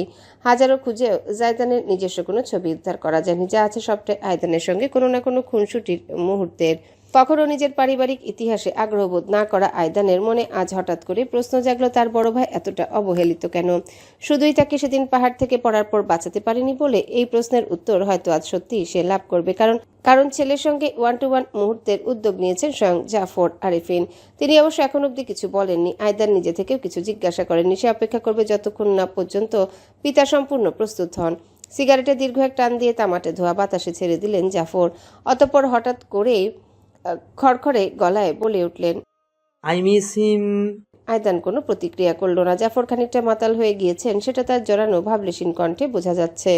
মাতাল না হলে তিনি কখনোই এমন কথা এতটা সহজভাবে বলতেন না। আই মিস মাই সন। আবারও বলে উঠলেন জাফর। ও পরিহাসে শুষ্ক হাসি হেসে সিগারেট সরিয়ে চুমুক দিলেন হুইস্কিতে। কিছু মনে করো না, তুমিও আমার ছেলে আয়দান, কিন্তু তুমি আমার কাছে কোনোদিন জায়দান হতে পারবে না। প্রথম বাবা হওয়ার অনুভূতি নিয়ে যে আমার জীবনে এসেছিল, তার আসনটা সে না থাকলেই ফাঁকাই থাকবে। নিজের পিতাকে কখনো এমন আবেগী কথা বলতে না শোনা আয়দান বেশ বিস্মিত হলো। জাফর একগাল হাসলেন। হুইস্কির ফাঁকা গ্লাস ছেলের উদ্দেশ্যে এগিয়ে দিয়ে ইশারায় করলেন পুনরায় ভর্তি করে দেওয়ার জন্য। আয়দান আজ্ঞা পালন করলো। অবাক হচ্ছ? আমিও হচ্ছি। যতদিন ও কাছে ছিল বুঝতে পারিনি, যেই ও দূরে চলে গেল ওর অভাব আমায় ঘিরে ধরলো। প্রথমটাই শুধু কাজের ক্ষেত্রেই ওর অনুপস্থিতি আমায় অসুবিধায় ফেললো। কিন্তু ধীরে ধীরে ওর শূন্যতা জেঁকে বসেছে অন্তরে। এই বাড়িটা বাড়ি কম, হোটেল মনে হচ্ছে আমার কাছে বেশি। তোমাদের ছেড়ে তো বহু দূরে দূরে থাকি, যেখানে তোমরা থাকো না। বাড়ি এসে কয়েক মুহূর্ত তোমাদের সাবধানতায় থাকতে, অথচ দেখো আমার ছেলেটাই আজ ঘর ছাড়া। ভাইয়াকে সেই পথে তো আমরাই ঠেলে দিয়েছি আব্বু। হুইস্কির গ্লাস এগিয়ে দিয়ে বসলো আয়দান। জাফর মাথা দুলিয়ে গ্লাস তুলে নিলেন, তবে চুমুক দিলেন না। রাইট, কারণ ও থাকা না থাকা সমান ছিল আমাদের কাছে, অন্তত আমরা তাই ভেবেছিলাম। চেয়ারে হেলান দিলেন জাফর। হুইস্কিতে লম্বা একটা চুমুক দিয়ে বুঝে নিজের অবশিষ্ট বোধটুকু বিলুপ্ত করে ফেললেন। অতঃপর বলতে শুরু করলেন। এই পরিবারের সঙ্গে আমি অনেক অন্যায় করেছি আইদান। তোমার আম্মুর সাথে আমি অনেক অন্যায় করেছি। সেই পাপের ফলই বোধ হয় এই ভাঙাচোরা পরিবারটা, যেখানে শান্তি শুধু নামে আছে, মনে নেই। ভ্রু তুলে পিতাকে দেখল আয়দান। সদাশক্ত সামর্থ্য, আত্মবিশ্বাসী সুদীর্ঘ মানুষটাকে কেমন যেন অসহায় শিশুর মতন লাগছে দেখতে। জাফর একটা দীর্ঘ প্রশ্বাস টানলেন। তোমার আম্মু 6 মাসের প্রেগনেন্ট থাকাকালীন আমি অন্য এক নারীর সঙ্গে পরকীয়ায় জড়িয়ে পড়েছিলাম। বাক্যটা বুঝে আয়দানের অন্তরে বিস্ফোরণ ঘটালো। সমস্ত শরীর ঝাঁকুনি দিয়ে উঠল। হতবাক দৃষ্টিতে সে চেয়ে রইল পিতার দিকে, যিনি আজ সততার সকল স্তরকে ছাপিয়ে গিয়েছেন। জেসমিনকে আমি ভালোবেসে বিয়ে করিনি, সবটাই ছিল পারিবারিক। আমি আদতে কোনোদিন কাউকে ভালোবাসিনি, তবে জেসমিনের প্রতি দায়িত্ববোধ অনুভব করতাম অবশ্যই। কিন্তু আমার জীবন ঘুরপাক খাচ্ছিল শুধু ব্যবসা, অর্থ উপার্জনের মাঝে। নিজের কাজকে এতটাই গুরুত্ব দিতাম আমি যে পরিবার ভুলে যেতাম। এমনও দিন গিয়েছে যে আমি টানা 2 মাস বাড়িতে ফিরিনি, যেখানে জেসমিন একা বাড়িতে, সুযোগ কাজের লোকদের সঙ্গে। একটু থামলেন জাফর, কিছু ভাবলেন, চোখ পিটপিট করে। বিবাহিত জীবন জেসমিন একাই বয়ে বেরিয়েছে। প্রবাসীদের মতন ছিল আমার জীবন। 1 রাত 2 রাতের জন্য বাড়ি ফিরতাম, ওইটুকুই যা দেখা হতো আমাদের। এলেই একেবারে এক এক কার্ড ধরিয়ে দিয়ে যেতাম ওর হাতে। মনে করতাম অর্থ তো দিচ্ছি, আর কি প্রয়োজন এক নারীর। আয়দানের বুক কাঁপতে শুরু করলো, কারণ কাহিনীর বাকি অংশ সে ইতিমধ্যে আন্দাজ করতে পারছে। এরপর জেসমিন জায়দানকে গর্ভে ধারণ করলো। প্রথম ও খুবই উত্তেজিত ছিল, কারণ ও ভেবেছিল এবার হয়তো আমি পরিবারমুখী হব। কিন্তু আমার তেমন কোনো অনুভূতি ছিল না। বউ আছে, সন্তানও একদিন না একদিন আসারই ছিল। অন্যথায় আমার সাম্রাজ্যের ভার বইবে কি? যেখানে আমার এই মুহূর্তে জেসমিনের পাশে থাকার দরকার ছিল, সেখানে আমি ব্যবসার চাপে আরো দূরে সরে গেলাম। জায়দান গর্ভে থাকার 4 মাস একটানা আমি ব্যবসায় আসিনি, ছিলাম বিদেশে বিজনেস ট্যুরে। তবে হয়তো পুরুষজাত বলেই আমার সুপ্ত চাহিদা ছিল। জেসমিন আমার স্ত্রী থাকলেও অতিরিক্ত কিছু আশঙ্কা ছিল আমার, যা ঠিক স্ত্রীর দ্বারা পূরণ সম্ভব নয়। এমনই এক নিষিদ্ধ সম্পর্কে আমি জড়িয়ে গেলাম, নিষিদ্ধ পল্লীর এক রমণীর সঙ্গে। জাফর বুকের ভেতর একটা ব্যথা টের পেলেন। ধীরে ধীরে বাড়ছে সেই যাতনা। দেশে ফেরার পরেও আমার সেখানে যাতায়াত ছিল নিত্য। আমার কাছে সেটা স্বাভাবিক কিছুই ছিল, কারণ আমার মতন সম্ভ্রান্ত পরিবারের পুরুষেরা এমনই। খেয়াল করে দেখবে, ইতিহাসে বহু নবাব রাজার ব্যক্তিগত হারেম ছিল। বোধহয় সেই কুস্বভাব এখনো পুরুষ জাতির অনেকের মাঝেই পরিবর্তিত হয়নি। জেসমিন আমার এই যাতায়াতের সম্পর্কে জেনে যায় 6 মাস গর্ভবতী থাকাকালীন। আমাদের মাঝে সেই সময়টা তুমুল এক ঝামেলা হয়, এতটাই যে ডিভোর্স পর্যন্ত প্রায় গড়িয়ে গিয়েছিল বিষয়টি। তবে শেষমেশ জেসমিন বেঁকে বসে, নিজের সন্তানের কথা চিন্তা করে। আমিও কিচ্ছুই বলিনি, ওকে বোঝাতে চেয়েছি এসব স্বাভাবিক ঘটনা, আর শুধুমাত্র শারীরিক চাহিদা। স্ত্রী তো সেই থাকবে আমার আজীবন। হুইস্কির গ্লাসটা জাফরের হাত গলে মেঝেতে পড়ে গেল, ভেঙে চুরমার হয়ে চারিপাশে ছড়িয়ে পড়ল কাঁচ। অথচ উভয় পুরুষ নিজেদের স্থানে অটল, কারো মাঝে বিন্দুমাত্র নড়চড় নেই। আমি ততদিন বুঝতে পারিনি কি পরিণাম ডেকে এনেছি, যতদিন না জায়দানের জন্ম হলো। জন্মানোর পরেও খুব বেশি কাছে থাকতে পারতাম না ছেলের। জেসমিনকে একাই সামলাতে হতো সব কিছু। আমার কাছে তখনও পরিবারের চাইতে অর্থ উপার্জন ছিল অত্যাধিক জরুরি। আমেরিকায় গিয়েছিলাম এক্সপোর্ট বিজনেসের কিছু কাজে। তখনই আমার কাছে প্রথম দেশ থেকে খবর আসে আমার স্ত্রী নাকি আছাড় দিয়ে আমার ছেলেকে মেরে ফেলতে চেয়েছিল। আব্বু, আর বলতে হবে না প্লিজ। হঠাৎ করে আয়দান বলে উঠল। তার ইচ্ছে হচ্ছে নিজের কানে হাত চাপা দিয়ে রাখতে। শুনতে মন চাইছেন এই ভয়াল কথাগুলো নিজের পরিবার সম্পর্কে, অথচ জাফর আজ থামলেন না। তার কণ্ঠ বয়ে চলল নদীর অবাধ্য প্রবাহের মতন। তাড়াহুড়া করে দেশে আসলাম, কিন্তু ততদিনে আমার হাত থেকে বিষয়টা সম্পূর্ণ বেরিয়ে গিয়েছে। জায়দান দেখতে শুনতে পুরোটাই আমার মতো হয়েছিল। ওর মুখ দেখলে সবাই বলতো ছোট জাফর। বিষয়টা জেসমিন মানতে পারেনি। নিজের ছেলের সাথে ও দেখতো এক জঘন্য স্বামীকে। সন্তানকে মনে করত নিষিদ্ধ পলির পাপের সন্তান, কারণ ওর মাঝে আমার রক্ত বইছিল। জেসমিনের এমন পাগলাটে আচরণে দিশেহারা হয়ে গিয়েছিলাম। ডাক্তারের শরণাপন্ন হয়ে জানা যায় জেসমিন অতিরিক্ত মানসিক অবসাদে ভুগছে, যার আধুনিক নাম পোস্টমার্টাম সাইকোসিস। হ্যালো বন্ধুরা, পরবর্তী পার্ট খুব তাড়াতাড়ি আসবে, তো সবাই অপেক্ষায় থাকো। আর চ্যানেলটি যারা এখনো সাবস্ক্রাইব করোনি তারা পরবর্তী পার্ট দেখার জন্য চ্যানেলটি সাবস্ক্রাইব করে রেখো। ধন্যবাদ সবাইকে, আমাদের সাথেই থেকো।